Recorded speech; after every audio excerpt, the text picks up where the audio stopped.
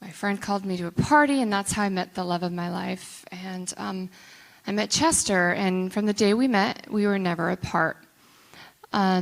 We were both very emotionally unhealthy in our own different ways.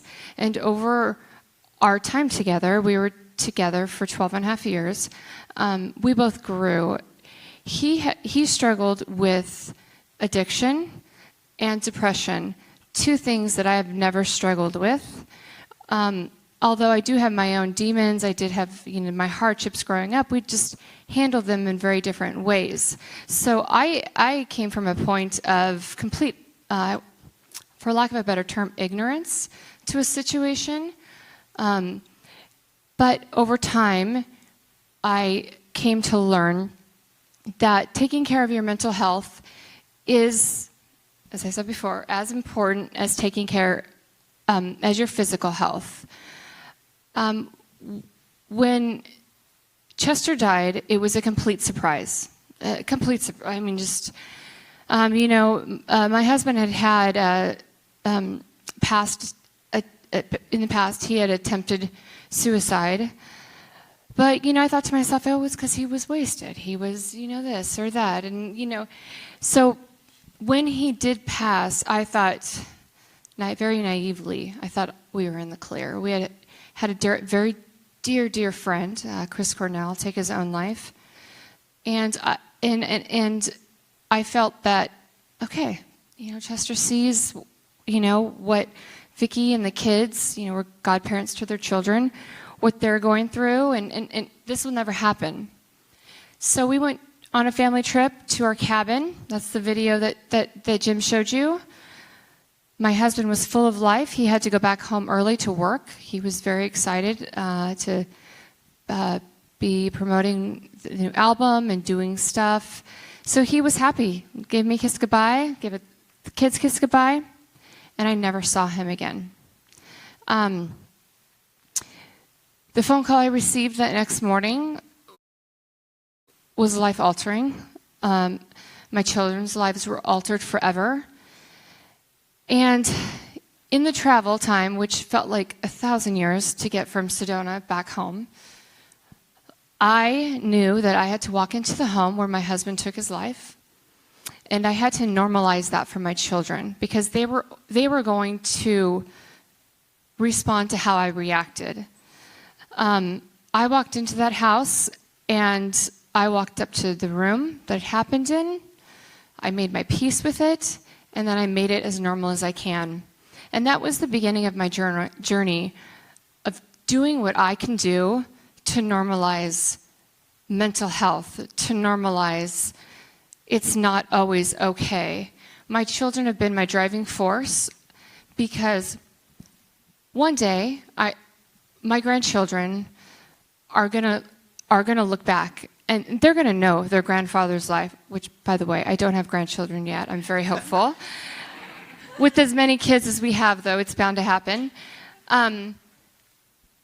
But I was thinking, when they look back and they think about their grandfather, his life speaks for itself. I think we can all agree on that. His life has touched us in so many ways, many different ways. His voice is the sound of a generation, and he is a legend, and that will never die. And I thought, his death needs to do the same. He can't be another rock star gone bad.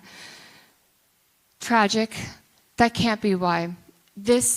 His death has to be the tipping point, has to show people we could seem so normal, so okay, and then not be okay in an instant.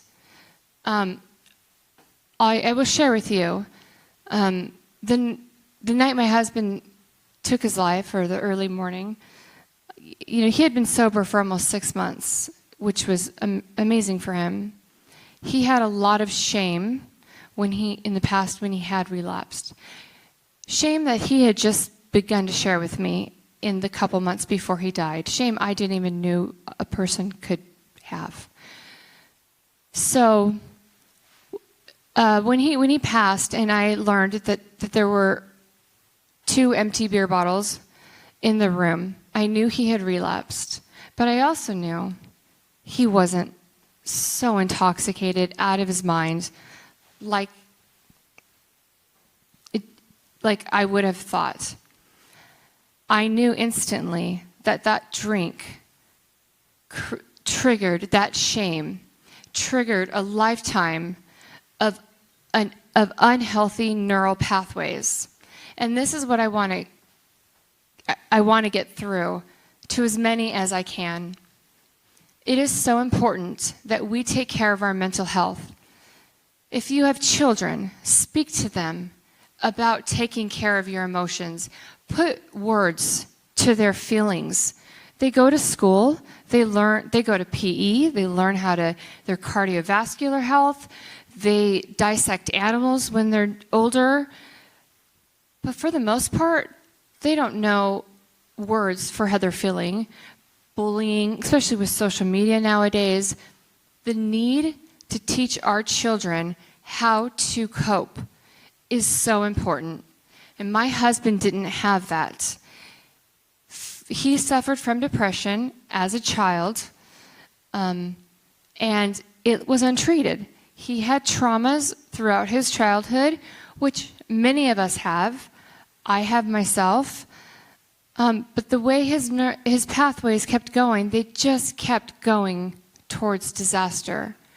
And by the time he died, it was so much work. I believe, as Mike said, it was so much work for him to just do normal stuff, to be happy. I wish I would have realized this sooner. I'm not saying I could have saved him. Only he could have done that. And I will share with you, our 11-year-old son, Tyler, he suffers from depression.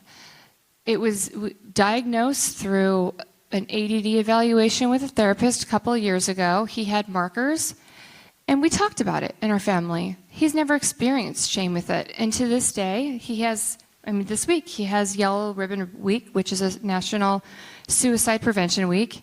And my son is in 6th grade making a speech to his school about that, about being a kid that's diagnosed with clinical depression, but not having shame for it. And that's something I would like to pass to you, is there is no shame in not being okay. And I think about how hard Chester worked. And after every album, he had the pressure to do better than he did before. I can't even begin to imagine carrying that burden, that stress. But all of you as professionals or parents or friends, I believe it's safe to assume you typically do your best at what you do. And when things get hard, you work at it. You work to do better. But there's this thing that when it comes to ourselves, when things get hard emotionally, we tend to want to think of it as a weakness. And I'm here to tell you, it's not a weakness. It's actually one of your biggest strengths. You just have to take power over that. Not be ashamed, to remove the shame, to be able to look at somebody and be like, I'm not okay today. How many of us have asked somebody, hey, how are you? In passing. Are we really asking, how are you? I think I personally would love to see more people just stop and listen. How are you? Things aren't going so well today. Can I give you a hug? Or I'm sorry that's happening to you. Just that acknowledgement, rather than that having to be always like, it's okay. I can remember Chester learning that this was a specific moment in time. We were on tour. We had just gotten on the plane, and we always rode together. It was Mike and Dave and Chester, and my sweet husband. He was always complaining about his back, his neck, his whatever. This is very Chester. But yeah. So he was extra sensitive, and he had asked. Dave had asked, how are you, or something, or how you been, or something like that. So Chester goes on to one of his quite long conversations. Those of us that knew him knows he just loved to talk. But at some point, Dave, naturally kind of zoned out. And I remember speaking to him afterwards, and his feelings were really hurt. He didn't really want to know how I was.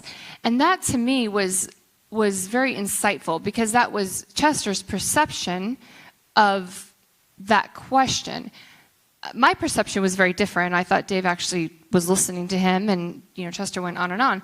But it made me aware and really start to realize how often you're asked, "How are you?" And then somebody turns away, and they're really not listening.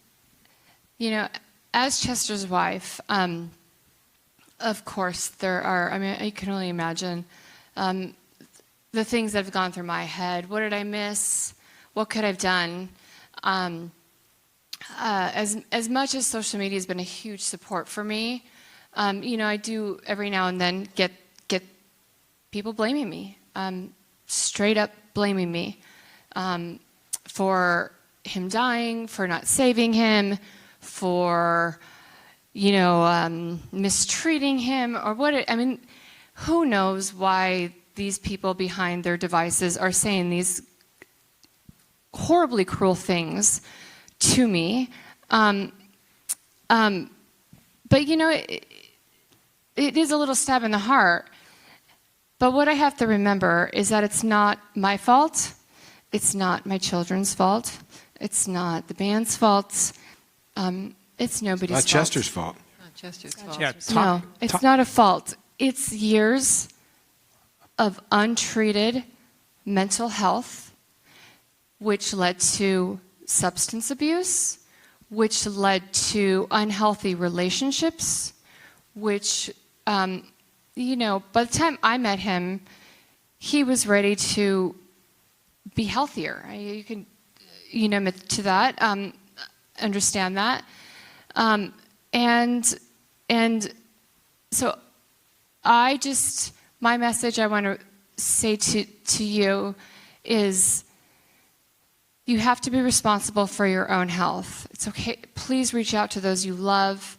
But at the end of the day, it's up to you to be who you want to be. And I'm still learning that. I'm still going through that. Of course, I have my moments, of, what could I have done differently? Our sweet son blames himself. He says, "Mom, we shouldn't have gone on our trip. Dad would still be here." And that breaks my heart. And that's his journey to understand that it's not his fault either. And so I don't know if any of you can relate, or if any of you have lost a loved one to suicide, or know of anybody that's self-harmed. But you can do so much, but you can only do so much. And the best thing to do is to be an example of taking care of yourself, because others do look to you. They do look to you for love and support. Shortly before Chester passed, he received this dog tag from a veteran. And on it says, "Without courage, wisdom bears no fruit." And that, I found this after he passed, at a time when I needed to hear it the most. So I just wanted to pass that to you. Now you know, we've shared wisdom with you, but it takes courage. It takes courage. And I wish the courage for each and every one of you to take care of yourself. Thank you, Talinda. Yeah.